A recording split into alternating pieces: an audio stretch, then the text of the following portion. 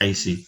Bien, les doy las más cordiales bienvenidas a esta primera clase de herejías contemporáneas. Esperamos en Cristo que Él nos pueda abrir, ¿cierto?, los entendimientos y que podamos, sin lugar a duda, entender. Voy a compartir la primera lámina. Buen provecho. Pero antes de todo, les saludo a cada uno de ustedes, a los que ya se han conectado, los que se van a conectar. Ahí está. Ahí está, ¿cierto? La primera clase de herejías contemporáneas, lo que se denomina heresiología. Y heresiología es el estudio de las herejías, ¿cierto?, de distinto tipo. En el caso nuestro son las herejías cristianas, ¿cierto?, que han surgido a lo largo de estos 20 siglos. Las herejías no son nuevas, las herejías han perseguido a la iglesia desde Génesis prácticamente. Recordemos ahí esa voz silente del enemigo ahí convertido en culebra, cuando le dice a Eva, come nomás y no te va a pasar nada, ¿cierto? Ya ahí vemos una herejía ya en Génesis, ¿cierto? Y más adelante, ¿cierto?, hay otro tipo de herejías, pero lo que nosotros vamos a desarrollar en estas clases, ¿cierto?, va a ser las herejías contemporáneas. Pero para poder nosotros sentar las bases es necesario que nosotros entendamos la necesidad de una pequeña introducción. Así que vamos con el objetivo de aprendizaje. Nuestro objetivo de aprendizaje son 4 para el día de hoy, ¿cierto? El primero es conocer los conceptos que utilizaremos en esta cátedra, ¿ya? ¿Por qué estudiar las herejías? Hermano Alejandro, ¿por qué es necesario que estudiemos la herejía? Bueno, vamos a ir viéndolo. ¿Cómo identificar una herejía y conocer las herejías en la historia? Eso va a ser nuestra primera clase, que creo que va a ser interesante.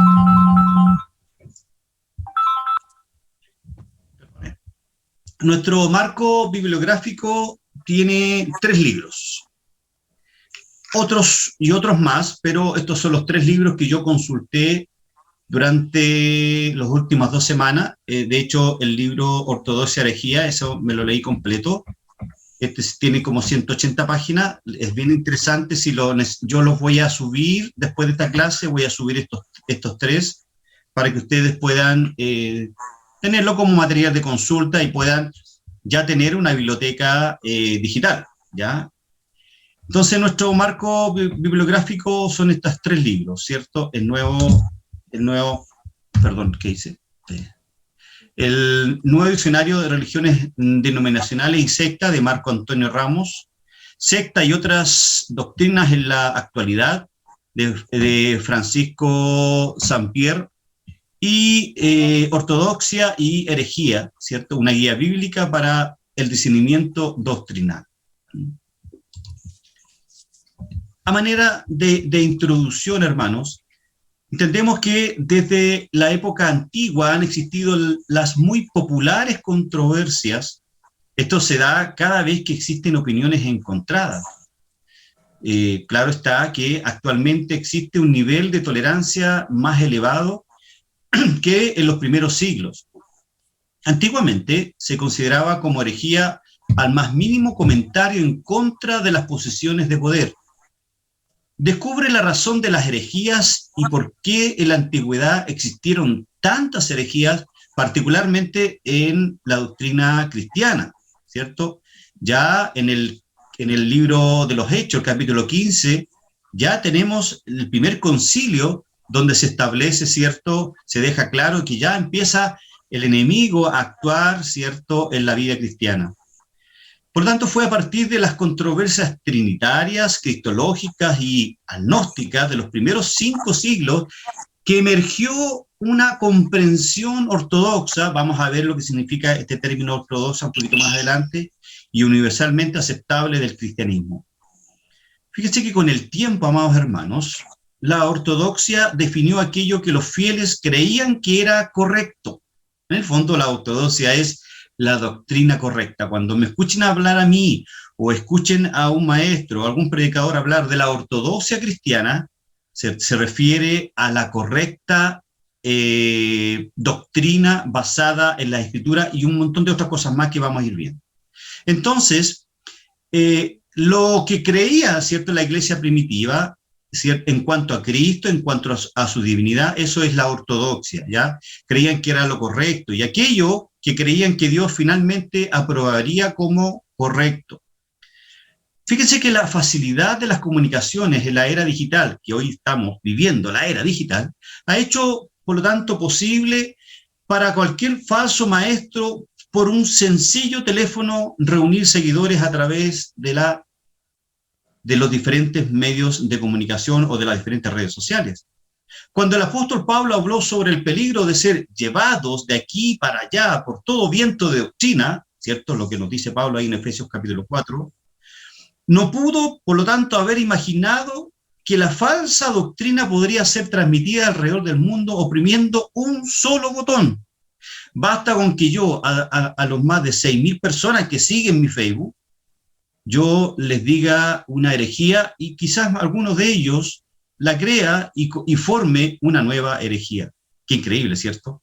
Por lo tanto, el desafío debe enfrentarse en la misma forma en que Pablo indicó hace 2000 años atrás, creciendo hacia la madurez en el conocimiento de Jesucristo. Por eso que Pablo, el apóstol San Pedro, ahí en su primera carta, nos dice que antes bien, creced en el conocimiento y la gracia de nuestro Señor Jesucristo.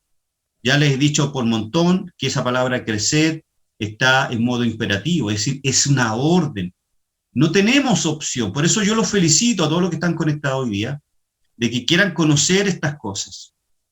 Por lo tanto, el desafío que cada uno de nosotros enfrentamos es en la misma forma en que Pablo, decía yo, nos indicó hace 2000 años atrás.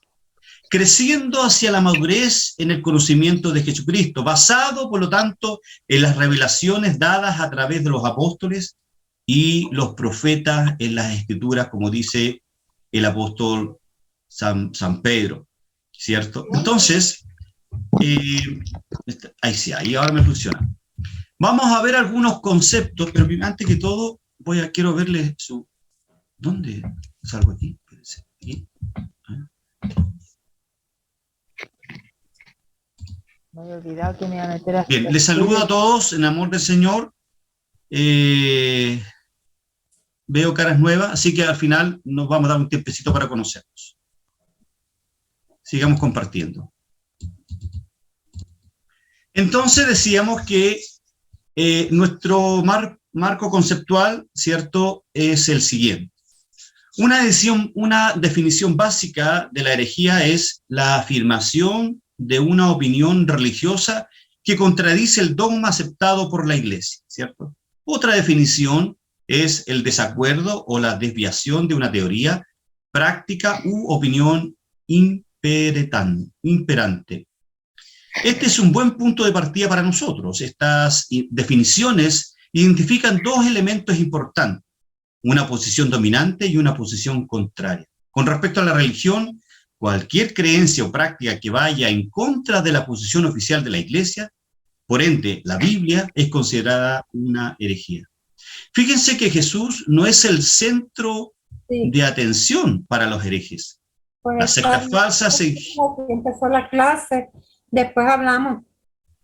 Las sectas falsas, en general, subestiman el valor de Jesús. Las orientales... Permítame. Déjenme... Aquí. Voy a silenciar a algunos, así que... Ahí sí. Se me pierde. Ahí, nuevamente. Compartir pantalla. Bien. Entonces, decía que uno de los principales problemas o fuerza que tienen los herejes es que Jesús no es el centro de atención de estos herejes. Por lo tanto, también ellos afirman ser la única verdad en cuanto al tema que ellos exponen en sus herejías. Una de las principales características de una secta o de una herejía falsa es precisamente esta. Ellos se creen los superpoderosos y que tienen la verdad. Puede que haya sido fundada 5, 10, 20, 100 años, 1000 años atrás, ¿cierto? Pero no importa, es la única verdad para ellos y eso es lo que cuenta. Por ejemplo, lo vamos a ver más adelante, por ejemplo, Arriano, siglo III, él decía que Jesús fue creado por Dios el Padre. Y hoy día, ¿cierto?, los testigos de Jehová son los arrianos contemporáneos que tenemos. Arriano decía que Jesús era simplemente un Dios minúsculo, un Dios con minúscula, y había sido un Dios creado, ¿cierto?, por su Padre.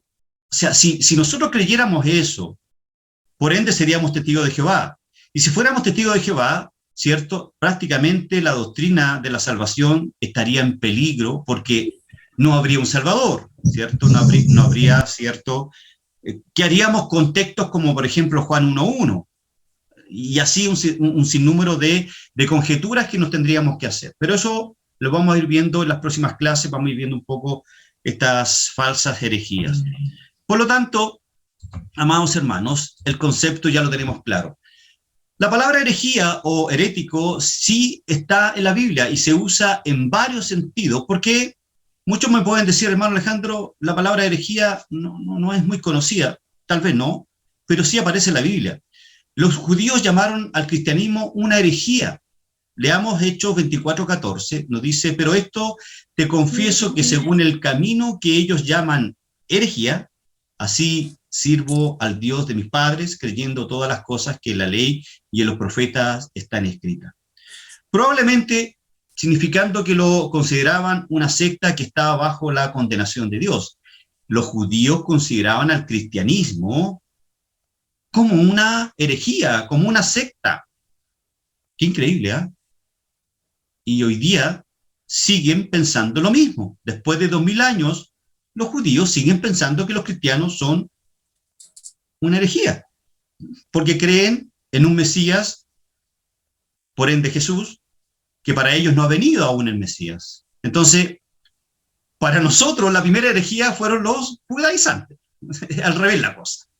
Pero Pablo se refiere a las varias facciones entre los cristianos de Corinto como herejías, esto es, divisiones. Si leemos nosotros 1 Corintios 11:19, dice, porque es preciso que entre vosotros haya disensiones para que se hagan manifiesto entre vosotros los que son aprobados. La intención de Pablo era que se tenían que discutir estas cosas, estas divisiones que habían por diferentes circunstancias ahí en la iglesia de Corinto, de tal manera que hubieran algunos aprobados y otros desaprobados, porque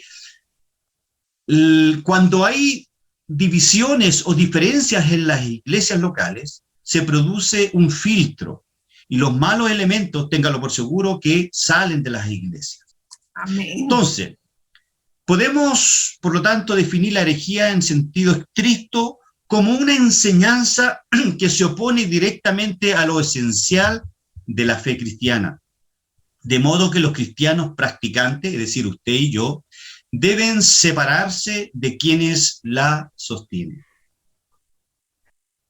Por eso, la recomendación de varios pasajes de la Escritura dice que nosotros debemos huir, salir de aquellas, entre comillas, iglesias, ¿ya?, donde se practica la falsa doctrina.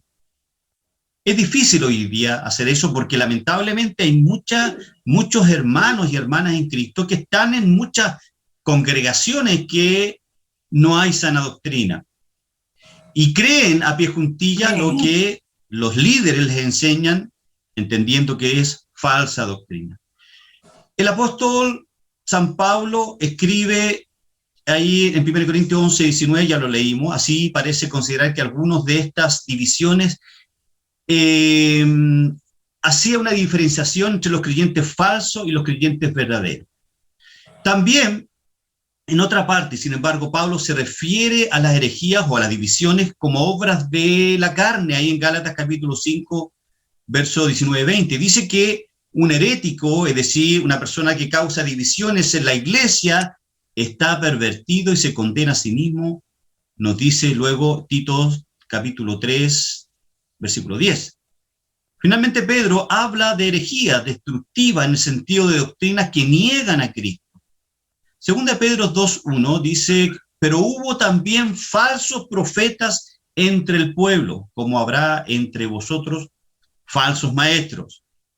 El apóstol San Pedro ya anticipa que en las iglesias locales habrán falsos maestros, que introducirán encubiertamente herejías destructoras y aún negarán al Señor que los rescató, atrayendo sobre sí mismo destrucción repentina. Así que la Biblia nos advierte que van a haber herejías, como también las hay en este tiempo, hermanos amados. ¿Cómo entonces debiéramos definir ortodoxia? ¿Se acuerda que yo lo mencioné al principio? Por lo tanto, la palabra ortodoxia, usted la van a escuchar regularmente de mi persona, por lo menos en esta cátedra, y quizás en algún mensaje, y quizás van a leer algún libro, van a encontrar esta palabra ortodoxia, y ustedes, alumnos de IBIC, van a saber lo que significa la palabra ortodoxia. Podríamos definirla como ese cuerpo de enseñanza, ¿cierto? Esencial, espérenme un segundo. Ese cuerpo, no, ese es el lápiz. Ese cuerpo de enseñanza esencial, no, ese es el lápiz, perdón, ahí está. Ese cuerpo de enseñanza esencial que debe ser sostenido por todos aquellos que pueden ser aceptados como cristianos practicantes. Es decir, la iglesia primitiva creyó a los escritos de Pablo de que Jesús es Dios. Y lo creyó las iglesias del primer siglo, las iglesias del segundo siglo, las iglesias del tercer siglo, y así sucesivamente hasta que apareció nuevamente un caballero, ¿cierto? Ahí vamos a ver algunas herejías, pero acordémonos un poquito de Arriano, que dijo que Jesús no era Dios, sino que era un ser creado por Dios. Y ahí la ortodoxia dijo, hoy párenla. Algo pasa aquí, y para eso fue necesario los concilios. Y ahí vamos a ver qué importancia tienen los concilios en la fe ortodoxia. Es decir, la ortodoxia es la sana doctrina que se ha mantenido desde la iglesia primitiva hasta el día de hoy. Si nosotros creemos que Jesús es Dios, es porque la ortodoxia ha mantenido la sana doctrina durante 20 siglos. Amén. Entonces ya tenemos claro lo que es la palabra ortodoxia. Como dice ahí, ¿cierto? En cierta manera, una definición, que es el cuerpo de enseñanza esenciales que debe ser sostenido por todos aquellos que pueden ser aceptados como cristianos practicantes. Para decirlo simplemente, cualquiera de las enseñanzas o prácticas religiosas que no son heréticas son ortodoxas y viceversa.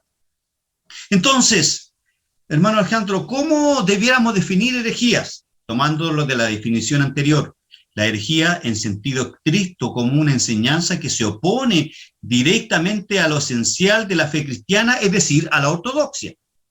De modo que los cristianos practicantes deben separarse de quienes la sostienen. Amén. ¿Cierto? Eso ya está claro. ¿Alguna pregunta que quieran hacer hasta acá? ¿Algún comentario? Si no, continuamos. Amén. Amén. Seguimos entonces. Herejía. Herejía que ya la definimos, por supuesto, pero su significado tiende y puede confundirse mucho con otras palabras o acciones. Entre estas palabras se encuentran tres: blasfemia, injuria, apostasía. Blasfemia, que es la irreverencia ante alguna corriente religiosa. Por ejemplo, ahí en Mateo o Lucas, ¿cierto? Se habla de la blasfemia contra el Espíritu Santo. La verdad es que es decir una falsedad en contra de la divinidad, en este caso, la divinidad del Espíritu Santo. La injuria, que es aquella acción que deshonra a una persona o grupo religioso. Es como que nos dijeran a nosotros como IBIC, como Instituto Bíblico, mire, ese instituto está enseñando una injuria, está enseñando, por ejemplo, que Jesús no es Dios. Las personas que nos injurian están diciendo lo correcto, de que nosotros enseñamos que Jesús no es Dios. A eso se refiere con la palabra injuria. Por lo tanto, nosotros podemos decir que hay iglesias o congregaciones, mejor dicho, que enseñan una corriente teológica que va en contra, ¿cierto?, de la verdad bíblica, de la verdad ortodoxa, que ha sido relevante a lo largo de 20 siglos. Y lo que estamos haciendo sería decirles que están cometiendo una injuria. Pero si nosotros vamos y le decimos a esa congregación que ellos están diciendo la verdad, le decimos que no es la verdad, nosotros estaríamos injuriando. Apostasía, que es el abandono formal y declarado de una religión. Sin embargo, ninguno de estos son verdaderos sinónimos de la palabra herejía. Apostasía, en el fondo, es dejar la fe que nunca tuvo, en el fondo, ¿ya? Porque es imposible que un creyente en Cristo, habiendo sido renovado, habiendo sido lavado, habiendo sido llamado por Dios y habiendo nacido de nuevo, puede apostatar. El término herejía se usa para señalar una desviación doctrinal o una enseñanza errónea que contradice aquellas verdades cristianas vitales e innegociables que enseña la Biblia. ¿Ya? Amado, desde Génesis, el enemigo siempre ha tratado de que el ser humano, por ende mujer o hombre, ignore o renuncie a estas verdades ontológicas o ortodoxas y busque sus propios conceptos para vivir de acuerdo con ellos, alejado sin duda de Dios. La realidad de la incursión de herejías en la Iglesia de Cristo fue prevista por el apóstol Pedro, quien advirtió, ya lo leímos, ese pasaje de Segunda de Pedro, que está indicado acá, ¿cierto? Segunda de Pedro 2:1, es un pasaje que debiéramos aprender de memoria, pero se levantarán falsos profetas entre el pueblo, ¿cierto? Así como habrán también falsos maestros entre ustedes, los cuales encubiertamente introducirán herejías destructoras, negando incluso al Señor que los compró, trayendo sobre sí una destrucción repentina. Entonces, estas verdades que están aquí, amados hermanos, son lo que se denomina las doctrinas cardinales de la fe cristiana. ¿Qué significa las doctrinas cardinales? Son las doctrinas en que ninguna congregación, no importa la denominación, si es pentecostal, bautista, metodista, presbiteriana, de ninguna denominación puede estar o pensar distinto a estas 6 doctrinas elementales. 1, la existencia de Dios. 2, la deidad de Cristo. Ninguna denominación puede pensar siquiera en no reconocer la deidad de Cristo. La salvación por fe, ¿cierto? Si alguien le quiere agregar a la salvación por la gracia, ¿cierto?, le quiere agregar las obras, ya está cayendo en una herejía, como la Iglesia Católica, Apostólica y Romana. La Iglesia Católica, Apostólica y Romana, hasta el número 2 está ok, pero cuando llegamos al tercer punto, ellos dicen que, si bien es cierto, la gracia de Cristo salva a los seres humanos, pero el ser humano tiene que hacer algo para ayudarle a Cristo en su salvación. Eso es lo que dice la fe, la salvación por fe más obra, es lo que dice la Iglesia de Roma. Por lo tanto, ya es una herejía. Una herejía. La realidad de la Trinidad. O sea, nosotros creemos, ¿cierto, amados hermanos, que, esto lo vimos en teología propia, acuérdense que el Padre es Dios, el Hijo es Dios y el Espíritu Santo es Dios. Amén. Pero no son 3 dioses, es uno solo. Amén. En esencia son uno solo, pero son 3 personas distintas que interactúan en todas las escrituras. No me pregunten cómo, ellos son ellos son los impulsores, en cierta manera, de que nosotros hayamos descubierto, los teólogos hayan descubierto en las Escrituras una Trinidad, una triunidad en el fondo, ¿ya? El consejo trinitario que le llamo yo. Una quinta doctrina que nadie puede estar en desacuerdo, y aquí voy a hacer un paréntesis, la autoridad única y absoluta de las Escrituras.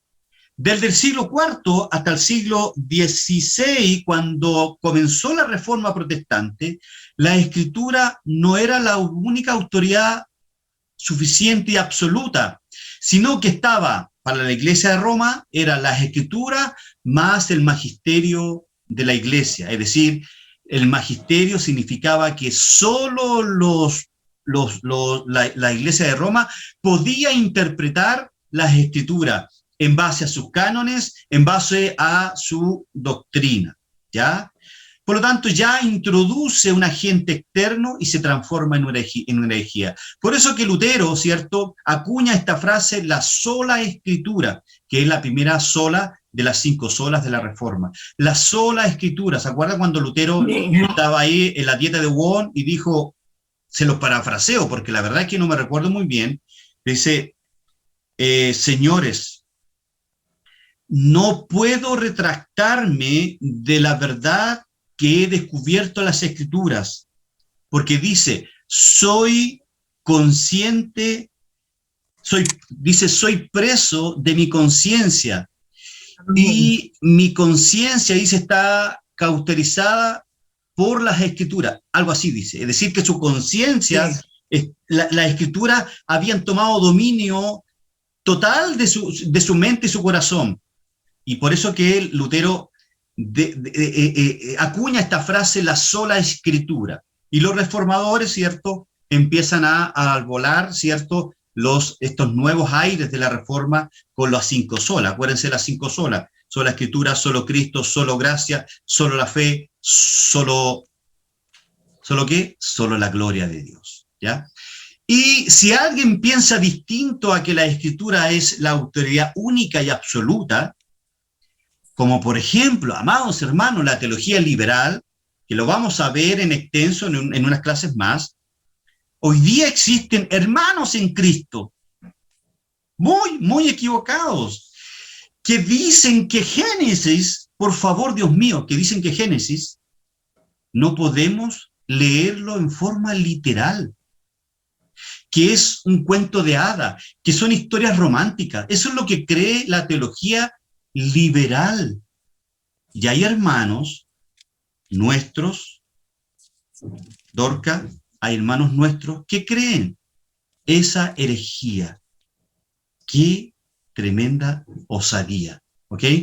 Una secta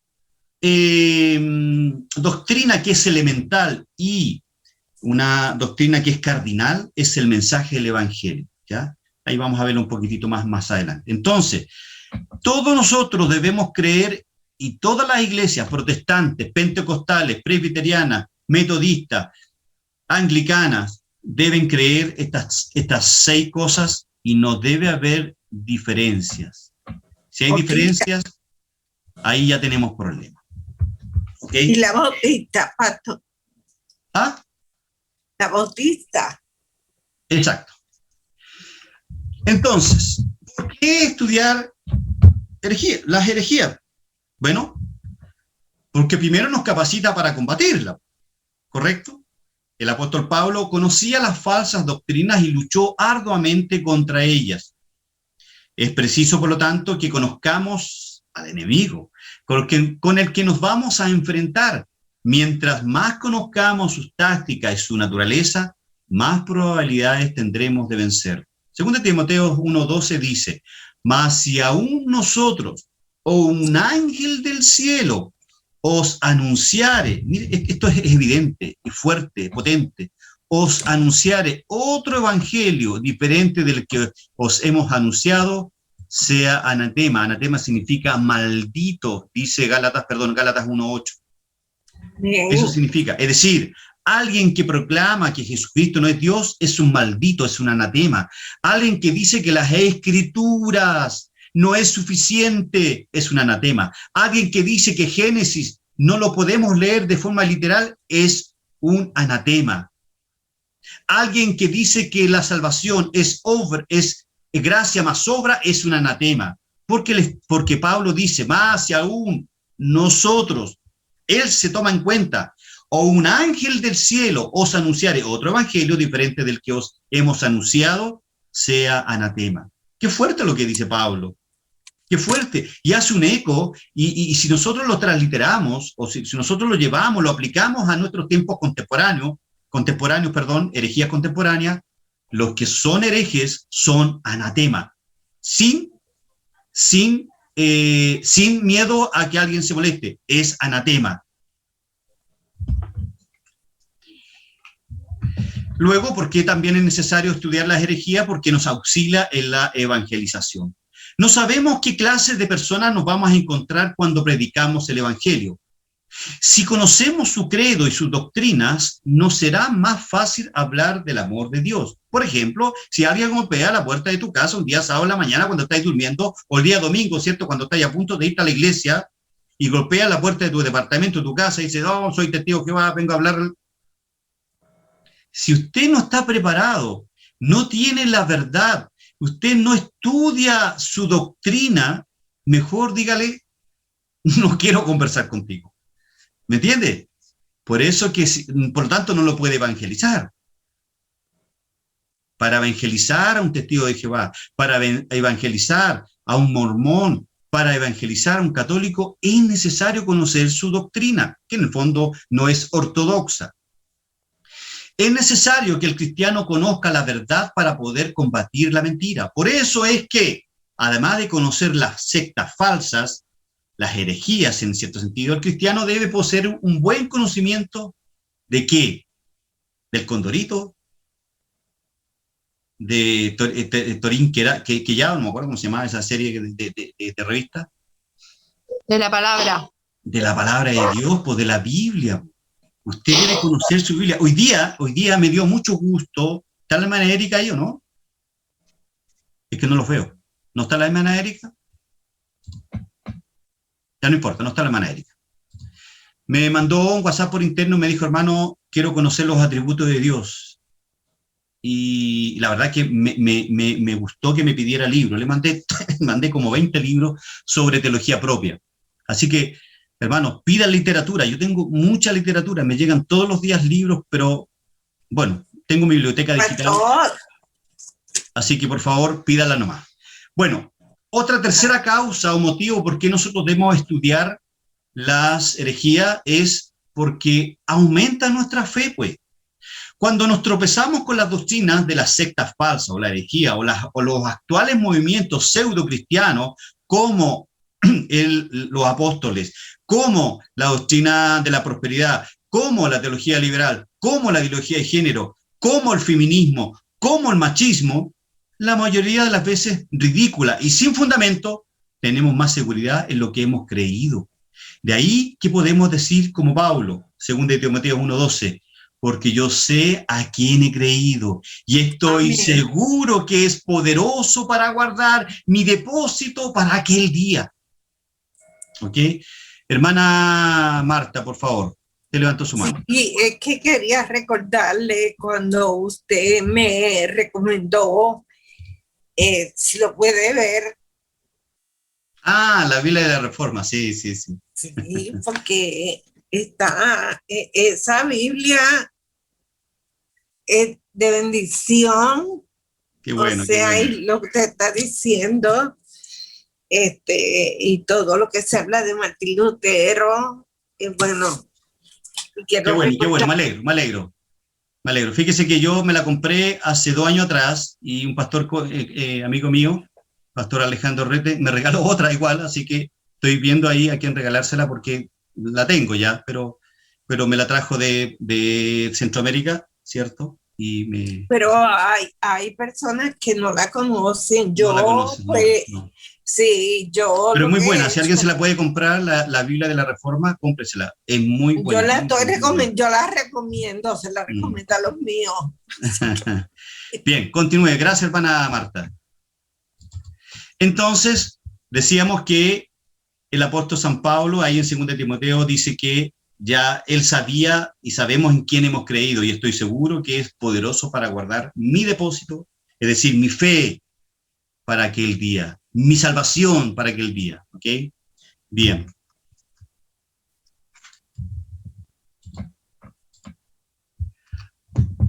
Otro motivo por qué estudiar herejía, porque aumenta nuestra responsabilidad. Claro que sí. El cristiano es personalmente responsable de buscar el conocimiento de la verdad y combatir la mentira. Usted tiene la obligación, amado hermano, de buscar el conocimiento de la verdad y combatir la mentira. Estar contra el error y la mentira sin vestir la armadura de la verdad es falta de responsabilidad cristiana, porque si usted no estudia su palabra, si usted no lee buenos libros, usted es presa de aquellas herejías y va a tener serios problemas. Efesios 6, 14 al 17 dice: estad pues firmes, ceñidos vuestros lomos con la verdad y vestidos con la armadura de la justicia. Más adelante dice: y tomad el yelmo de la salvación y la espada del Espíritu, que es la palabra de Dios. ¿Cómo entonces identificar una herejía? ¿Ya? Hay tres cosas que es necesario que conozcamos. Primero, son más en el fondo. Primero, un desacuerdo con la Biblia, ¿ya? Con respecto a las doctrinas de la Biblia, podemos dividir los argumentos de la manera siguiente: argumento bíblico, un argumento extrabíblico y un argumento antibíblico. Ahora, no es muy difícil a un creyente sincero identificar una herejía, a un creyente sincero y que es alumno de IBIC, ¿ya? Existen algunos aspectos básicos que observados mostrarán, por lo tanto, la estrategia moderna del diablo, porque el diablo cambia de estrategia. El diablo va cambiando de estrategia, va haciendo el evangelio más atractivo, el evangelio más atrayente, más simpático, si ven a Cristo te vas a sentir poderoso, ven a Cristo vas a recibir el espíritu de poder, y empiezan a vender una pomada, oiga, que la verdad es que yo quedo pasmado. Me pongo a veces los domingos en la tarde a escuchar algunos mensajes por ahí y yo digo: Dios mío, pero no, yo no soy el Espíritu Santo es el que convence las conciencias, él es el que remuerde las conciencias de sus hijos, ¿ya? Bueno, como decía, el diablo muestra sus estrategias modernas, ¿cierto? Que es la conquista de la mente. Por eso Pablo ahí en Romanos 12:2 que dice: renovad vuestro entendimiento, renovad vuestra mente en el fondo, ¿ya? La batalla emprendida en estos momentos en todo el mundo es una batalla mental en la cual las falsas ideología de género, el feminismo, la justicia social. ¿Ha escuchado usted hablar de esa frase? La justicia social, y en nuestro país está muy de moda. La justicia social, el estatismo, creyendo que el Estado es el que le va a solucionar todos sus problemas, que la Constitución le va a solucionar todos sus problemas. No, amado hermano. Las falsas filosofías y las falsas creencias subestiman la palabra de Dios. ¿Ok? Entonces, lo primero, un desacuerdo con la Biblia. Y en este punto, desacuerdo con la Biblia, tenemos tres subpuntos: argumento bíblico, argumento extrabíblico y argumento antibíblico. Analicemos estos tres subpuntos del primer punto: desacuerdo con la Biblia. Argumento bíblico. El argumento bíblico es el que se saca de la Biblia, dándole una interpretación correcta y lógica. Fue el argumento que usó Jesús en la sinagoga de Nazaret acerca de su misión. De hecho, frente a un hereje está su argumento bíblico. Pero usted tiene que conocer su Biblia, ¿cierto? Usted tiene que conocer su Biblia y ser como Lutero, cuando le dijo al papado, le dijo al rey Felipe: no, mi mente está cautivada por la palabra. Amén. Mi mente está cautivada por la palabra. No pienso otra cosa que lo que dice la palabra. Un argumento extrabíblico es el que no tiene base en la Biblia. Bueno, podríamos decir que el argumento bíblico, podríamos decir que es exégesis, ¿ya? Podríamos denominarlo exégesis. Y un argumento extrabíblico podríamos denominarlo como una eisegesis, es decir, lo que nos dice el texto. Argumento extrabíblico es el que no tiene base en la Biblia, pero nos choca con sus enseñanzas. Muchos predicadores usan argumentos extrabíblicos al pronunciar sus sermones. Por eso es necesario que estudie predicaciones positivas. Esto se ha de hacer con mucha cautela y es necesario que tenga una cierta dosis de seguridad la persona que lo está usando. Argumentos antibíblicos. Es el que combate, tuerce, sustrae o aumenta las verdades enunciadas en la palabra de Dios, o bien choca con ellas. Aquí hallamos que las herejías que son antibíblicas están en desacuerdo con las enseñanzas del cristianismo. Algunas veces están fundamentadas en un versículo o en una expresión aislada que encontramos en la Biblia. Por ejemplo, cuando nos dicen a nosotros que usted no puede juzgar a nadie, pues no, usted no puede juzgar a nadie.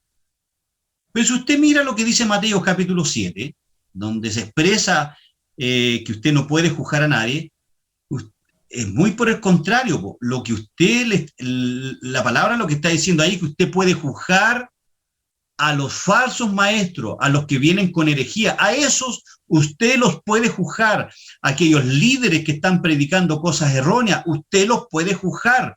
Eso es lo que dice Mateo 7, capítulo 7, creo que el verso 22, si mal no recuerdo, o el versículo número 2. El contexto nos lleva a eso. Algunas veces están fundamentadas en un versículo o en una expresión aislada que encontramos en la Biblia. Bastaría, sin embargo, un poco de conocimiento de los principios auxiliares de la interpretación o de la hermenéutica para refutarla, ¿cierto? Pero ustedes, como buenos alumnos de hermenéutica, año 2019, si mal no recuerdo, ahí vimos, o 2020, ahí vimos hermenéutica, acuérdense.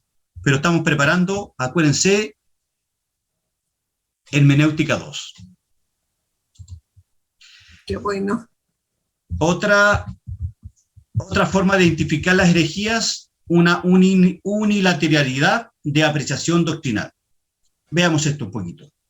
En muchos casos la herejía se caracteriza por el hecho de escoger una doctrina para descargar en ella toda su atención en detrimento de las otras doctrinas. Por ejemplo, lo que hacen los testigos de Jehová. Para ellos su caballito de batalla es que Jesús no es Dios.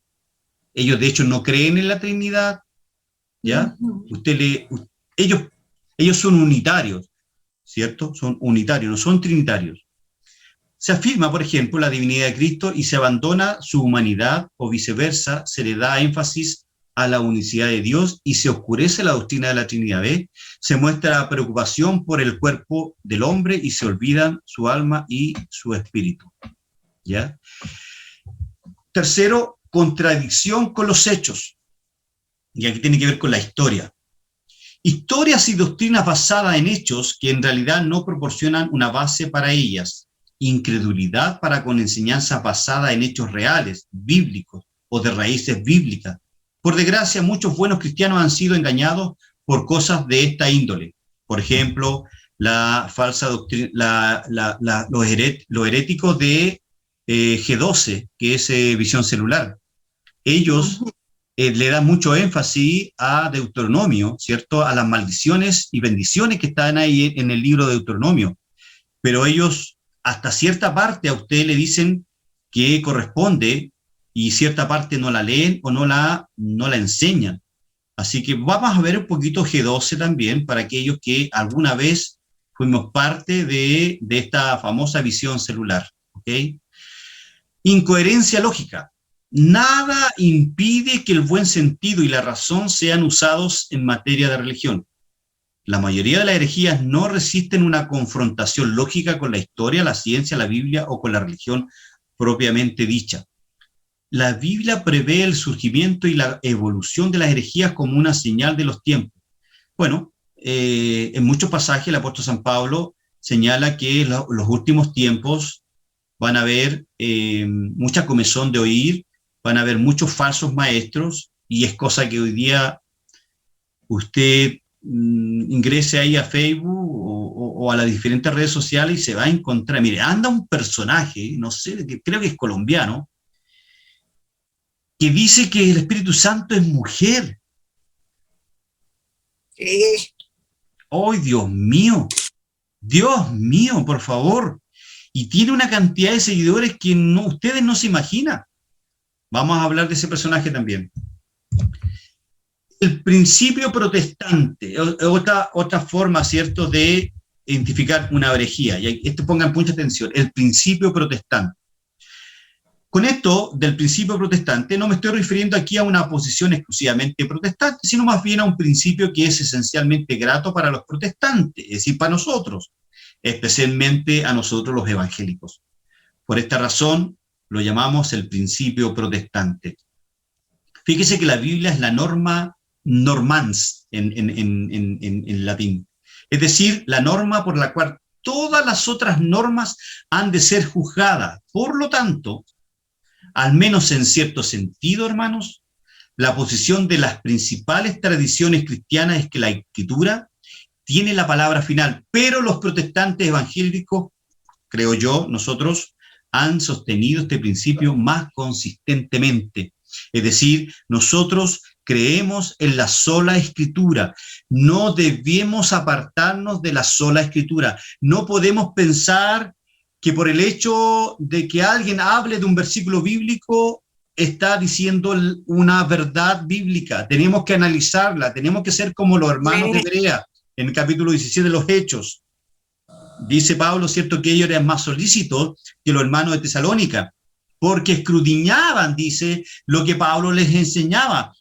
Yo quisiera que me enseñara Pablo, ¿me entiendes? Pero los hermanos de Berea decían, no, yo voy a ver lo que Pablo me dice, po.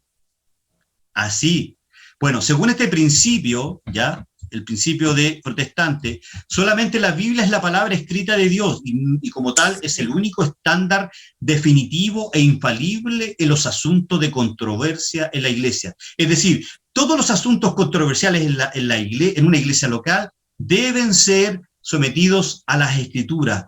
¿Qué es lo que dice la Escritura, por ejemplo, en materia de disciplina bíblica? ¿Qué dice la Biblia? Él es el líder, el encargado, el maestro, el pastor que está encargado de poner en práctica estos principios protestantes, estos principios bíblicos, para llevar adelante la sanidad, ¿cierto?, del cuerpo de Cristo.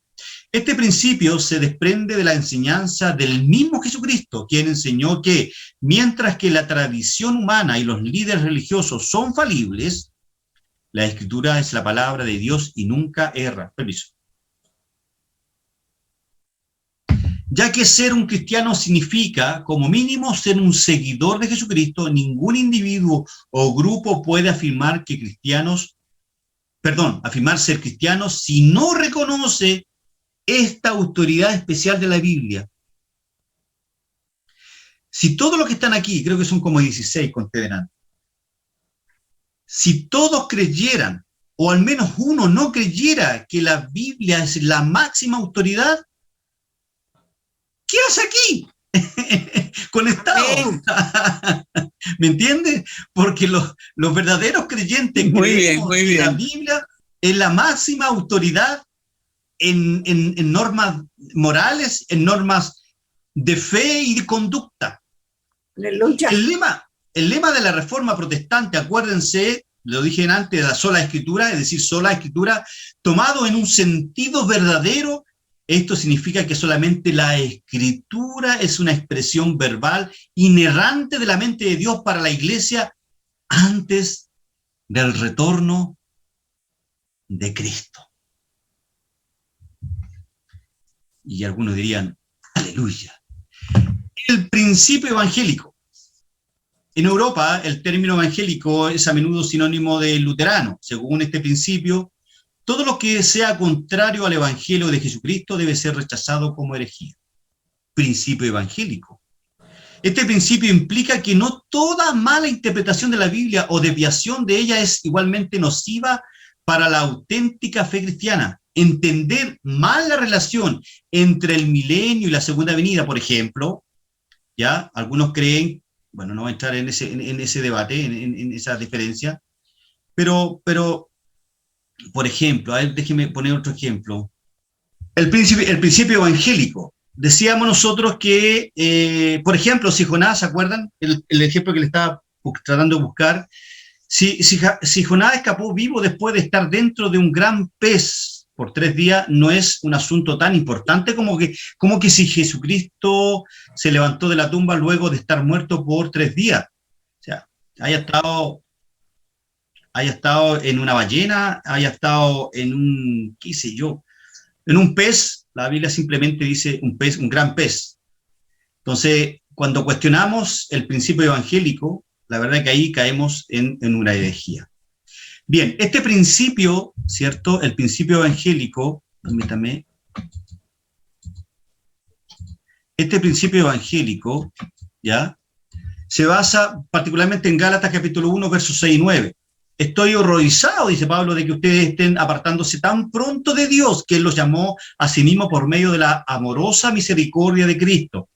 Están siguiendo un evangelio diferente, que aparenta ser la buena noticia, pero no lo es en absoluto, dice Pablo. Están siendo engañados por los que a propósito distorsionan la verdad acerca de Cristo. Y aquí están los herejes. Se dan cuenta que ya hay herejes. Ya, no es nueva esta cosa. Si alguien, ya sea nosotros, incluso un ángel, que ya lo leímos ya. Entonces, versículo 9, repito lo que ya hemos dicho, si alguien predica otra buena noticia, distinta a la que ustedes han recibido, que esa persona sea maldita, ¿ve? Anatema, maldita. Y Pablo ahí en 1 Corintios 15, ¿cierto? Habla del Evangelio, que no se refiere a la Biblia en su totalidad, sino a su mensaje central de reconciliación de los seres humanos con Dios a través de la obra redentora de Cristo. Pastor, profesor. Ana Marta. Sí, es que hay un comentario de Martín Lutero sobre esa porción de Gálatas. Sí. Gálatas, sí. Él le llama los anticristos. Es lo mismo, pero pues quería que supiera que coincide. Ya, muchas gracias. Muchas gracias. Veamos ahora el principio ortodoxo, que lo van a escuchar permanentemente en mis clases. Según este principio, los credos de las iglesias debieran ser considerados como expresiones confiables de las verdades esenciales de las que hablan. Este principio surge de la enseñanza bíblica de que la fe cristiana fue entregada de una vez por todas a los santos, como dice Judas 3, y que las puertas del Hades no prevalecerán contra la iglesia, como dice Mateo 16. Estos textos, ¿cierto? Los dos anteriores, más estos que yo os pongo ahí, hacen inconcebible que la iglesia toda pudiera establecer como normativo algo que fuera de hecho aberrante o herético. Así, los credos formulados por la iglesia primitiva antes que se dividiesen en ortodoxia orientales, catolicismo y protestantismo, debieran considerarse estandartes, confiables por los cuales pueden exponerse las herejías. Me explico. ¿Qué importancia tienen los credos y las confesiones para este principio de la ortodoxia? Mire, Cristo, siglo I, siglo XVI, ya. En este periodo es el periodo de oscurantismo, pero en los primeros 4 siglos se generan varios credos, lo vamos a ver. Y luego, cuando llega la Reforma, empiezan las confesiones de fe. Las confesiones de fe de Westminster, y así, vamos a ver eso. Entonces, en este periodo del siglo IV al siglo XVI está el periodo, ¿cierto?, de oscurantismo de la Iglesia, donde se predomina, ¿cierto?, las persecuciones, donde se predomina, ¿cierto?, las herejías, ¿cierto?, que hoy día conocemos, el marianismo y todas estas cosas que conocemos en la Iglesia Católica, ¿ya? Ahora, los credos y las confesiones tienen varios propósitos y usos, ¿ya? Y usted va a decir, ¿qué son los credos, hermano? ¿Qué son las confesiones? los credos y las confesiones, ¿cierto?, conservaron la ortodoxia a lo largo del tiempo. Eso es. Pero voy a tratar de explicarlo un poquito más extenso. Pero si alguien le pregunta, oye, Dorca, oye, hermana Marta, pastor Jorge, ¿qué son los credos? ¿Qué son las confesiones? Las credos y las confesiones, según los eruditos, son los órganos, son la forma en que Dios permitió que se conservara la sana doctrina a lo largo de la historia, es decir, la ortodoxia. ¿Ya? Primero, era una manera de poder recordar los elementos esenciales de la fe, ¿ve? Y así poder comunicárselo a otros. Los primeros cristianos aprendían los puntos clave y después se los enseñaban a otros. Segundo, es que ayudaban a corregir doctrinas falsas. Mientras lees cada credo, notarás que doctrinas se iban clarificando y especificando con el tiempo. Vamos a ver cosas bien interesantes ahí. Primero, amados hermanos, recordarán, ¿cierto ustedes, que en las primeras décadas del cristianismo, la iglesia de Cristo, por supuesto, aún no contaba con el Nuevo Testamento. Los que estudiaron con el pastor Jorge bibliología, se recordarán que el canon quedó establecido en el 398, ¿cierto? En el concilio, ¿qué concilio? ¿Se acuerdan? Ya no importa. Hasta el 398, el concilio de Cartago, hasta el 398 todavía no estaba establecido los 26. ¿Qué pasó? Ya. Los 26 libros del Nuevo Testamento. No estaba todavía establecido los libros del Nuevo Testamento. Por lo tanto, como aún la iglesia no contaba con el Nuevo Testamento y solamente con las cartas que andaban pululando por allí y por acá, algunos, ¿cierto?, de los evangelios y algunas de las epístolas todavía no habían sido escritos o coleccionados, ¿cierto?, como un solo cuerpo. Por lo tanto, era necesario estos credos, el credo apostólico, por ejemplo, ¿ya? Creo en Dios Padre Todopoderoso. Bueno, el credo apostólico no lo vamos a analizar, pero lo vamos solamente a mencionar. Y segundo, yo podría decir, frente a los credos y las confesiones, esto era porque habían grupos que llegaron a tener una errónea interpretación de Jesús, de su vida, de su ministerio, de su esencia, de todo. Y para combatir esas herejías, los líderes de la iglesia en todo el cristianismo convocaban un concilio para tratar estos temas. Tal, por ejemplo, Pastor Jorge, como lo estamos haciendo hoy día en nuestra corporación. Estamos creando un credo o analizando el que está para potenciar lo que tenemos como credo, como credo en el fondo de nuestra corporación. Entonces convocaban un concilio para tratar estos temas, corregir malas interpretaciones, defender lo que había entendido bajo el Espíritu Santo, que era lo correcto y que no era lo correcto, y finalmente ponerse, ¿cierto?, de acuerdo como iglesia sobre los puntos críticos. Así que los credos servían como defensa de la sana doctrina cristiana hasta el día de hoy, se usan con ese mismo propósito. Entonces yo pregunto, ¿los credos y las confesiones reemplazan a la Biblia? No, de ninguna manera, pero sí son elementales y yo creo, por lo menos coincido con muchos eruditos, yo no lo soy, pero por lo menos coincido con lo que ellos afirman, que los credos y las confesiones han sido, dentro de la providencia divina, han sido dispuestos por Dios para conservar la sana doctrina. ¿Ok?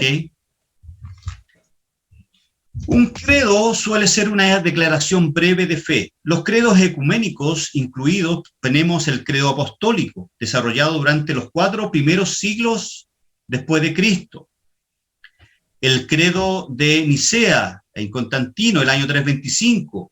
Ahí, ¿cierto?, existía esta herejía del arrianismo que decía que Jesús no era Dios, que lo que hizo el credo de Nicea, estableció la doctrina ortodoxa de que Jesús era Dios. ¿Se dan cuenta? Por eso que son importantes los credos y las confesiones de fe. El credo de Atanasio, después del 428 después de Cristo, y la definición de fe de Calcedonia, el 451. Esos han sido los credos más importantes, y está el credo apostólico, el concilio de Jerusalén, en Hechos capítulo número 5 está el primer concilio también de ahí de la iglesia primitiva. Por lo tanto, han sido ampliamente aceptados a través de los tiempos por múltiples tradiciones eclesiásticas. Todos reconocen en estos credos la guía soberana del Espíritu Santo para conservar la verdad bíblica. Eso es lo que hacen los credos, para conservar la verdad bíblica. Por lo tanto, en estos credos, la iglesia antigua respondió a algunas de las grandes herejías de la religión cristiana. Por ejemplo, en el credo de Nicea, como decía, y de Constantino, la iglesia defendió la doctrina bíblica de que Dios Hijo y Dios Espíritu Santo son de la misma sustancia, consustanciales en el fondo, con el Padre. Entonces, el Hijo es eternamente engendrado del Padre y el Espíritu Santo procede eternamente del Padre. Es decir, esta Trinidad, este consejo trinitario que llamo yo, son eternos. Es decir, nunca han existido, porque la palabra existencia tiene que ver con un inicio. Ellos siempre han estado en la historia, son eternos, ¿ya?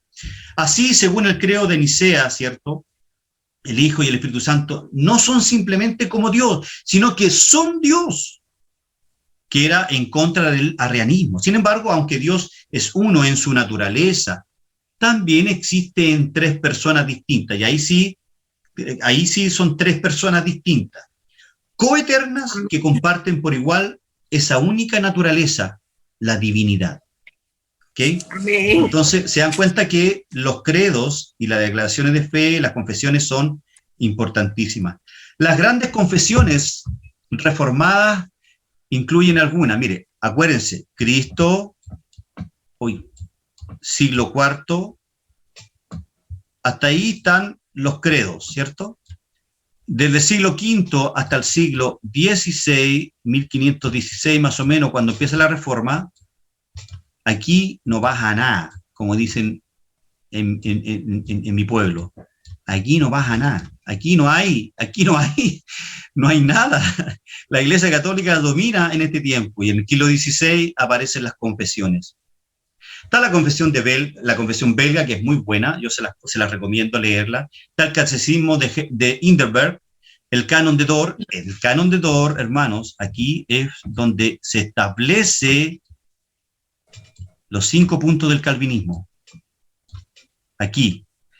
En los cánones de Dort, porque ojo, Calvino no estableció sus 5 puntos del calvinismo o la doctrina reformada. Fue el canon de Dort que lo estableció.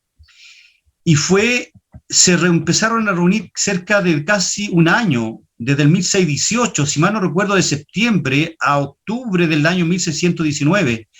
Más de 300 teólogos y eruditos se juntaron para establecer, eruditos, hermano, gente que se levantaba leyendo griego, estudiando Biblia, y se acostaba leyendo hebreo y griego y estudiando Biblia. Eran eruditos, era su vida, era su esencia. Y más de 300, 200, casi 300 eruditos se juntaron en el canon de Dort, y frente a la pregunta que traían los remontantes, que decían que el arminianismo, ¿cierto?, era lo que Holanda necesitaba, pero el canon de Dort se junta, ¿cierto?, erudito de toda Europa, y establece los 5 puntos del calvinismo. Por lo tanto, cuando alguien dice de manera tan liviana, hermanos amados, tan poco ortodoxo, por usar ya un término más contingente a lo que estamos viendo, y dice que el calvinismo es una herejía, la verdad que cae en una ignorancia histórica, desconoce las confesiones, hermanos, desconoce los credos. Eso es lo que puedo decir con respecto al canon de Dort. Y los estándares de la fe, los de Westminster, las confesiones de Westminster, el catecismo mayor, el catecismo menor. El catecismo mayor es para los adultos, y el catecismo menor son algo de 70 preguntas, si mal no recuerdo, que voy como en la pregunta número 8, desarrollándola con mi hijo Ignacio, que tiene 6 añitos, con un lenguaje tan sencillo, el Catecismo Menor de Westminster, ¿cierto? Se le enseña en las iglesias presbiterianas, luteranas, se le enseña el Catecismo menor en las escuelas dominicales a los niños, imagínense. ¿Mm? Bueno, sin embargo, la idea de los credos y las confesiones no se originó en la historia de la iglesia, ¿ok? Creo, respecto a esto, hermanos, en primer lugar, hay credos y confesiones en la propia Escritura, porque usted puede decir, hermano, ¿solo estos son las confesiones? ¿Solo estos son los credos? No, hay confesiones en el Antiguo Testamento y confesiones en el Nuevo Testamento. ¿Se acuerdan del Shema? El Shema de Dios, ¿cierto? Ahí en Deuteronomio 6:4. Escucha, oh Israel, el Señor es nuestro Dios, el Señor uno es. Esa es una confesión, ese es un credo. Se conoce como el Shema, ¿cierto? Por la palabra hebrea traducida como escucha en ese versículo número 4. Esta confesión israelita tan básica se repetía semanalmente en la sinagoga durante los periodos intertestamentarios y neotestamentarios, y se repite actualmente ahí en la muralla de Jerusalén. Y hubo una confesión o un credo del Nuevo Testamento, lo encontramos en 1 Timoteo 3:16. El apóstol Pablo, acuérdense, cita una confesión utilizada en las iglesias, e indiscutible, dice Pablo, grande es el misterio de la piedad. Él fue manifestado en carne, vindicado en el Espíritu, contemplado por los ángeles, proclamado Amén. entre las naciones, creído en el mundo, recibido arriba en gloria. Esa es una confesión. Por lo tanto, las confesiones han perseguido toda la historia de la humanidad. Una de las grandes preocupaciones que anima a la resistencia que tienen algunas personas por, quiero pensar que es un desconocimiento supino, se resisten a los credos y a las confesiones, es la justificada preocupación de que las doctrinas y tradiciones humanas no deben reemplazar a la Escritura. Si bien es cierto, si hay un credo que dice que Jesús no es Dios, claro que tenemos que cuestionar esa confesión. Pero si hay una confesión, hay un credo que dice y establece que Jesús es Dios, claro que tengo que estar de acuerdo con esa confesión. La sola autoridad magisterial de la palabra de Dios fue la causa formar, ojo, de la reforma protestante. A esto se refiere el lema latino que veíamos delante de Martín Lutero, sola escritura, es decir, de acuerdo a la escritura sola, donde Roma confesaba dos corrientes de autoridad, la iglesia, es decir, el magisterio de la iglesia y la escritura. Por lo tanto, la iglesia protestante, nosotros reconocían la suprema autoridad gobernante de la escritura sola. Y yo creo que hasta aquí vamos a llegar hoy día. Ay, Lizama. Yo pensé que íbamos a terminar, pero no. Vamos piano, piano. Nos quedan varias láminas, pero nos quedan, ¿cuántas láminas? Nos quedan 13 láminas, pero vamos a dejar hasta aquí porque creo que es mucha materia para que podamos procesarla. Bien, abro los micrófonos a las preguntas y a los comentarios de esta primera clase introductoria a las herejías contemporáneas.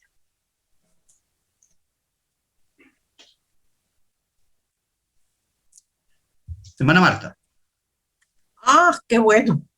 Es que usted me ha trasladado a mi niñez.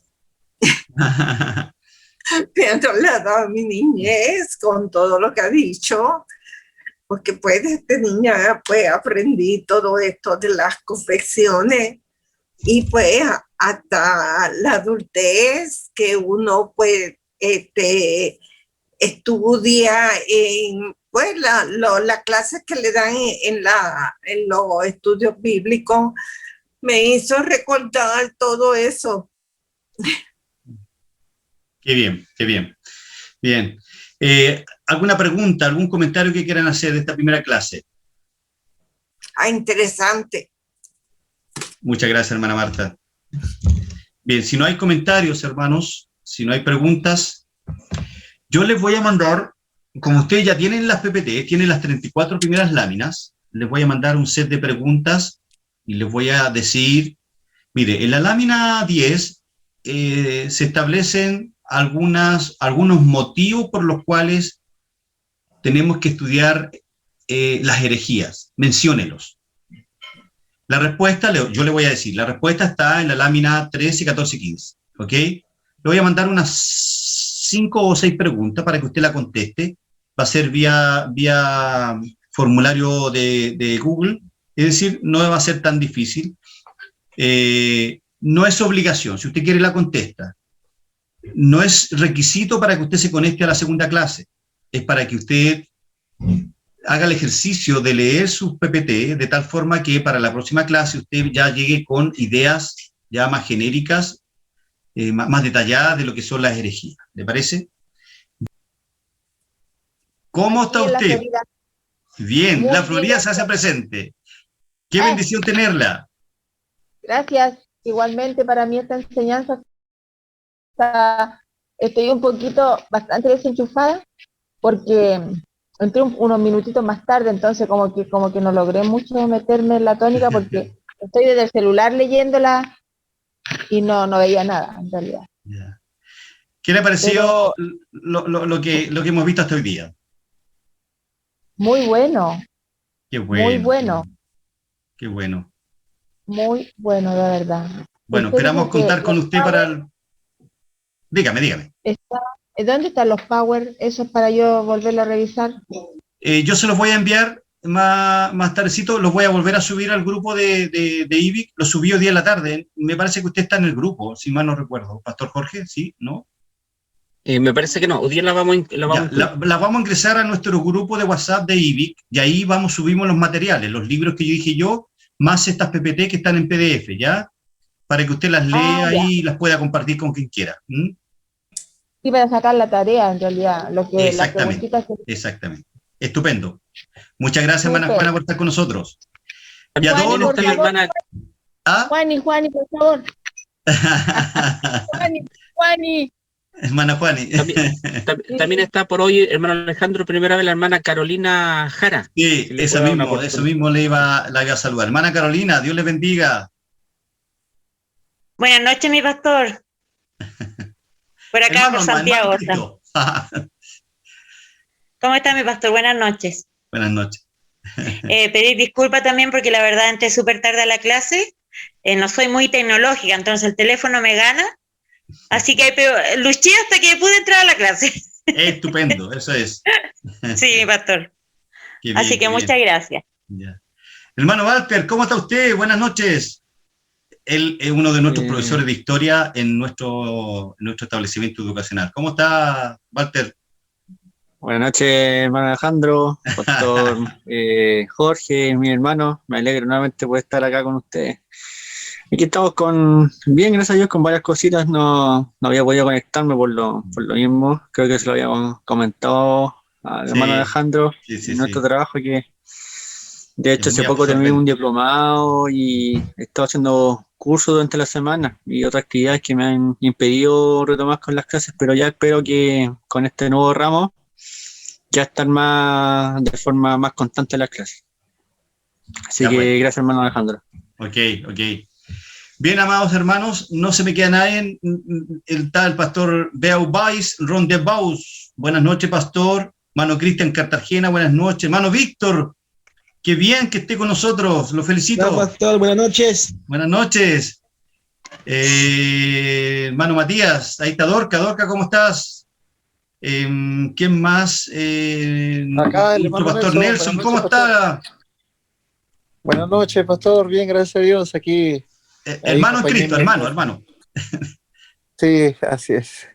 Sí, bien. Ahí mi esposa igual también está en la clase, así que hace un ratito. Estupendísimo. Dele un abrazo ahí fuerte a usted como familia y gracias por confiar en nosotros para su crecimiento en Cristo, pastor Nelson. Sí, ahí está igual mi esposa en clase, hace un ratito estaba presentándose, sino que yo estoy en el sur y está en Santiago. Qué bien. Muchas gracias. Carolina Jara. Acá. Oiga, y nuestro hermano Félix Ponce, no lo conozco, ¿quién es? Y de Puerto Rico. Puerto Rico. Ah, de veras, hermano Félix. ¿Cómo está usted, Pastor Sí. Félix? Ah, es que yo Yo soy fui la que Navarro, lo no, traje. Yo fui la que lo Muy traje. bien, muy bien. Estoy muy agradecido porque estoy conociendo cosas que por mi lectura de la Biblia, pues las entendía, pero ahora las aclaro más, porque yo vengo de una extracción sumamente católica. Estudié en mis colegios, mi escuela, todo, con la iglesia católica, y de momento un día me dio con ponerme a leer la Biblia, y entonces pude ver las cosas que yo había aprendido y que en realidad no están allí, y ahora estoy pues aprendiendo mucho más y estoy muy agradecido a Dios por eso y a ustedes también. Amén. Y que yo te traje, Félix. Ah, sí, la hermana Marta fue la que me llevó hasta allí. Cuando me vaya, ¿a qué hora va a ser Lizama? Que usted dijo que va a cambiar el horario. Ok. Bien, amados hermanos, vamos a orar. Oremos al Señor entonces. Vamos a pedirle, ¿cierto?, a nuestro pastor Juan, ahí en Argentina, que nos lleve en oración para despedir esta clase. Pastor Juan, por favor. Amén. Amado Dios, te damos gracias por este día que nos ha prestado para poder compartir momentos hermosos a través de tu palabra, la enseñanza. Gracias, Señor. Aún en la distancia, para ti no hay distancia, Señor amado. Gracias porque podemos estar en el Espíritu y también a través de la tecnología poder vernos, Señor, y poder recibir este tipo de enseñanzas, Señor. Gracias, Espíritu Santo. Gracias, Dios eterno. Jesucristo amado, gracias por las bendiciones. Bendecimos a cada estudiante en este tiempo y gracias por esta comunicación y también comunión que tenemos, Señor, con los hermanos, Señor, aún del país de Chile, Señor, ahí, y también a otros pastores de otras ciudades y países también, Señor. Gracias, Espíritu Santo. Gracias. Queremos, Señor, agradecerte y que tú nos guardes, nos proteja, como lo ha hecho, lo seguirás haciendo, Señor. Te damos gracias. La gloria y la honra sea para ti. Gracias, Señor. Dejamos todo en tus manos en el glorioso nombre del Padre, del Hijo y del Espíritu Santo. Amén. Amén. Y amén. Bien, los que puedan, ahí prendan su camarita y nos despedimos hasta la próxima clase. Amén. ¡Ay! Hola, Dorca. Dios les bendiga. Chao, chao. Dios les bendiga. Buenas noches. Buenas noches, mi hermano Daniel, mi hermano Víctor, mi hermano Cristian, mi pastor Víctor, Dios les bendiga. Gracias nuevamente por estar con Félix, nosotros. Dios les bendiga. Pastor Nelson, hermano cuídense. Nelson, Chao. bendiciones. Un abrazo. Bendiciones para todos. Bendiciones, Apóstol, hermana cuídense. Elizabeth. Dios les bendiga. Bendiciones, bye bye. Que descansen. Hasta luego. Adiós.